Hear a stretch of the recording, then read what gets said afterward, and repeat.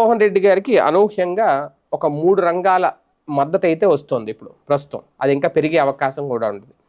ఇప్పుడు అంటే జగన్మోహన్ రెడ్డి ఎవరికైతే ఉపాధి కల్పించాడో, ఆయన ఉపాధి కల్పించేలాగా కొన్ని వ్యవస్థలను ఏర్పాటు చేశారు. వాటిని తొలగించినప్పుడు ఆటోమేటిక్‌గా ఆ ఉపాధి కోల్పోతారు. కోల్పోయినప్పుడు వాళ్ళకి ముందుగా గుర్తొచ్చేది జగనే. జగన్ ఏదో మాకు 4 ముద్దలు గొంతులోకెళ్ళాలని చెప్పి దీన్ని తీసుకొస్తే వీళ్ళేంట్రా బాబు తీసేశారని. అందులో మొదటిది వాలంటీర్ వ్యవస్థ. ఓకే. రెండోది ఇప్పుడు ఈ రేషన్ వెహికల్స్ ఆగిపోబోతున్నాయి. దాదాపు ఒక్కో వెహికల్ మీద ఒక ముగ్గురైతే పనిచేస్తున్నారు. ఒక డ్రైవరు, ఒక అటెండరు ఇలాగ. 2-3 పనిచేస్తున్నారు. ఇప్పుడు వాళ్ళందరూ పొట్టా కొట్టినట్టే. వాళ్ళందరూ ప్రత్యామ్నాయ ఏర్పాట్లు చూసుకోవాలి.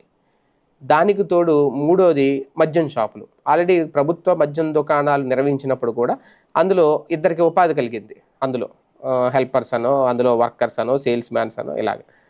అది కూడా ఉపాధే కదా ప్రభుత్వం